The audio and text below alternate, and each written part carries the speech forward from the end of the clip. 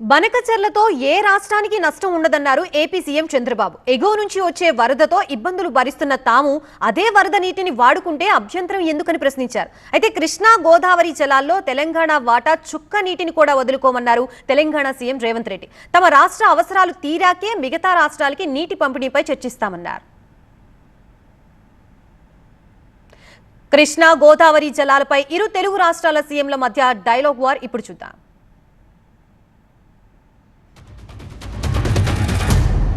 రాయలసీమను సస్యశ్యామలం చేసేందుకు గోదావరి వృధా జలాల్ని పోలవరం నుంచి బనకచెర్లకు మళ్లించాలని నిర్ణయించాం. సముద్రంలోకి పోయే వృధా నీటిని వినియోగిస్తాం. ఈ ప్రాజెక్టుతో ఏ రాష్ట్ర నీటి ప్రయోజనాలకు నష్టం వాటిల్లదు. ఎవరూ అభ్యంతరం చెప్పవలసిన అవసరం లేదు. వరదలు వచ్చినప్పుడు ఎగువ రాష్ట్రాలు నీటిని విడుదల చేస్తే దిగువ రాష్ట్రంగా ఆ నష్టాలను కష్టాలను భరిస్తున్నాం. దిగువ రాష్ట్రంగా అదే వరద నీటిని వాడుకుంటామంటే అభ్యంతరాలు ఎందుకని అడుగుతున్నా. వరదను భరించాలి కానీ వరద నీటితో ప్రయోజనం పొందకూడదంటే ఇది ఏ విధంగా మంచిదో ఆలోచించమని విజ్ఞప్తి చేస్తున్నా.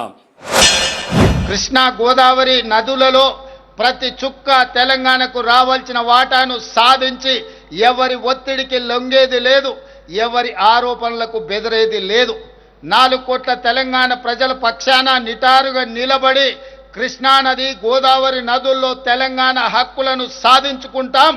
మన ప్రాంతానికి సాగునీరు తాగునీరు అందించినాకనే మిగతా ఎవరికైనా నీరు. ఈరోజు తెలంగాణ ప్రజల హక్కులను సాధించడంలో వెనుదిరిగి చూసేది లేదు, ఎవరికి భయపడేది లేదు.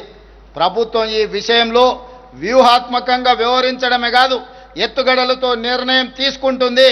ఎవరు ఎత్తులేసినా ఆ ఎత్తులను చిత్తు చేసి ఎవరు విష ప్రచారం చేసినా వాళ్ళను తిప్పుకొట్టే బాధ్యత 4 కోట్ల తెలంగాణ ప్రజలు తీసుకోవాలి.